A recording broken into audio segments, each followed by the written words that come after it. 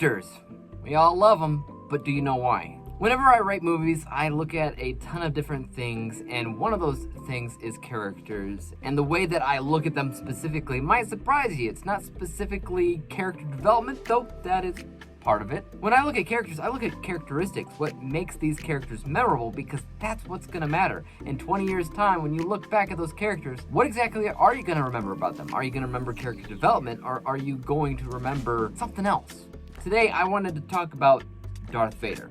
And the reason why I want to talk about Darth Vader specifically is because he's always the baseline example of what I determine to be a perfect character. What do I mean by perfect character? I mean, they have traits that you want to see from any given character in any given film. So not just Star Wars, not just science fiction, not just fantasy, but any film. So when I look at any film, I look at all these characters and I first look at, are they visually memorable? What do I mean by that? I mean, when you're watching the movie and you just press pause, or you just see a photograph of this character, can you tell it's that character? Not the actor, the character. Darth Vader is a perfect example of this, because when you see a picture of Darth Vader, your mind immediately jumps to Darth Vader. That's it. I mean, it is that simple. You could obviously break it down even further to explain why visually he is memorable, but I mean, Darth Vader is Darth Vader. He has the memorable, iconic, unique mask and the helmet and the cape and the buttons on the chest. Everything visually with him is unquestionable. You always know who you're looking at. So, check. Second, what you want out of any given character is the opposite. You want something auditory, something that you hear.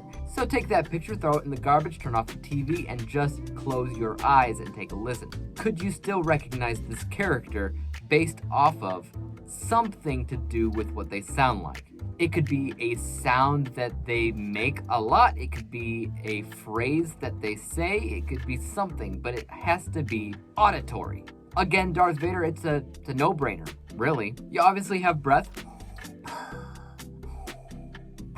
You also have James Earl Jones and his iconic voice, but it's not just his voice, because he's done other voice work as well. But specifically Darth Vader, he has kind of a metallic voice, and the way that he speaks is also a lot more commanding. And again, if you just close your eyes and you listen to him talk, you would immediately know Darth Vader is speaking. So again, auditorily, check. Next, what you want to see out of any given character is some kind of physical ability or disability. And the nice thing about Darth Vader, and why I consider him to be a perfect example of a perfect character, is because he has both of these things. So to take that picture, throw it away, turn off the TV, and no longer can you hear Darth Vader. Now somebody's just kind of explaining to you what this character does, and based off of what they say, you know what character they're talking about.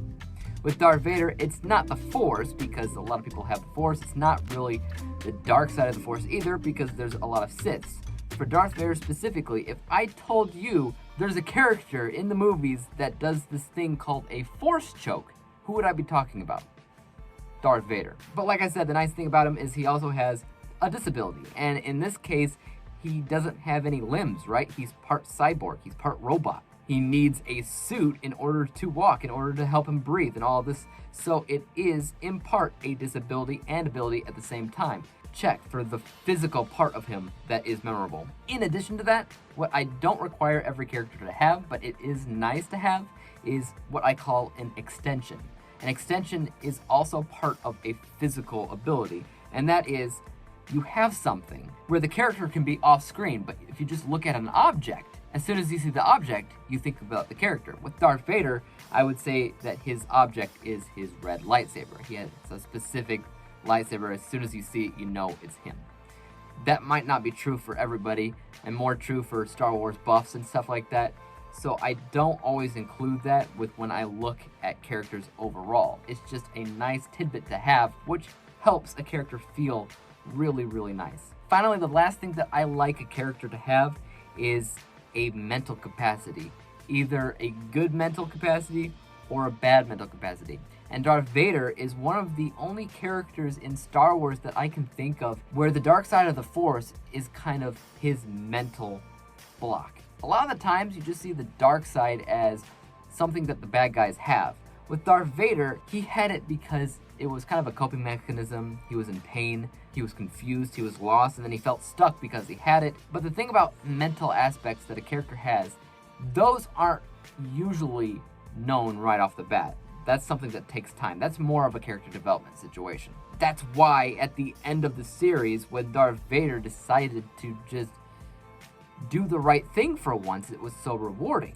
Not just because he was so bad for so long, but because he also felt value when he turned back to the light side. And he felt that value because the dark side itself was a mental situation that was blocking him from his true potential, so to speak. But you can also have characters in other films where their mental aspect is an ego over the top, right? It specifically makes them memorable for something to do with their personality when it comes down to their mental behavior. With that, usually with films, I typically look at the mental spot, but if there is no real mental block in their character, I also look at their behavior.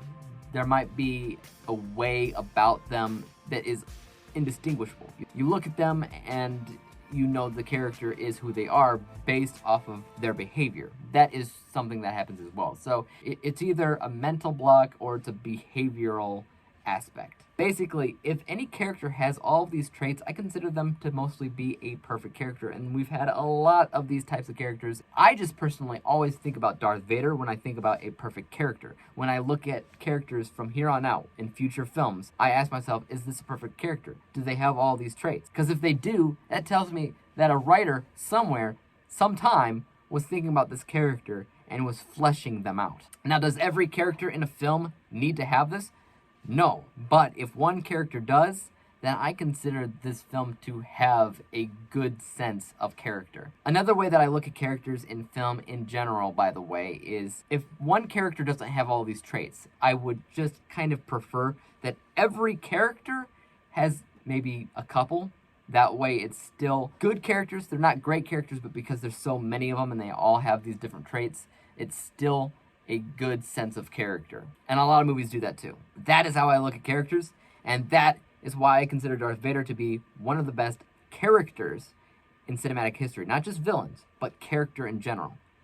What about you guys, though? Do you agree with me? Do you think that Darth Vader is a great written character, or do you think he's just some villain in some sci-fi movie a long time ago in a galaxy far, far away? Let me know in the comments. And as for YouTube, you guys know what to do. Hit that like, subscribe button, and bell to be notified when I come out with my next character profile video. And until then, peace out. Dave examines movies we just watch for fun. Davey is the expert.